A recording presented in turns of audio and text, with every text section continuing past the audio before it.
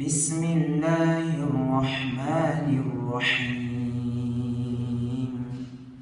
Аса қамқор, ерекше мейірімді Алланың атымен бастаймын.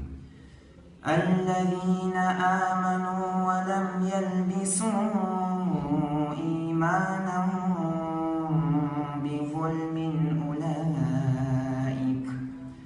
أولئك لهم الأمن وهم مهتدون. Сондай иман келтіріп, сенімдерін зұлымдықпен былғамағандар. Міне соларда сенімділік бар, және олар тура жолға түсірілгендер. وتلك حجتنا آتيناها إبراهيم على قومه نرفع درجات من نشاء إن ربك حكيم عليم. İbrahim Aleyhisselam'ның еліне байланысты берген дәлеліміз осы. Қалағанымыздың дәрежесін көтереміз. Күдіксіз Раббың хикмет иесі, толық білуші. ووهبنا له إسحاق ويعقوب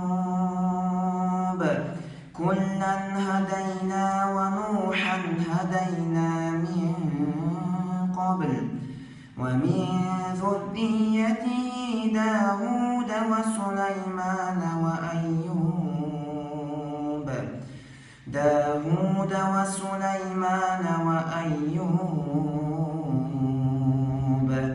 وأيوب ويوسف وموسى وهارون وكذلك نجزي المحسنين.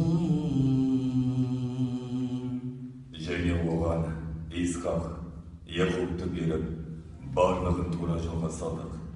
Бұрын Нұх Алейхисаламды тура жолға салып, және оның ұрпақтарынан Дәуд, Сүлеймен, Айуб, Юсуф, Мұса және Харун Алейхисаламды тура жол көрсеттік.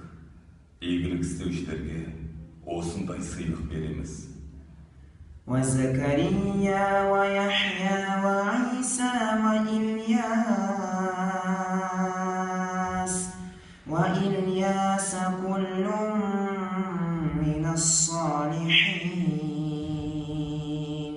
және Закария, Яхия, Ғиса және Илия.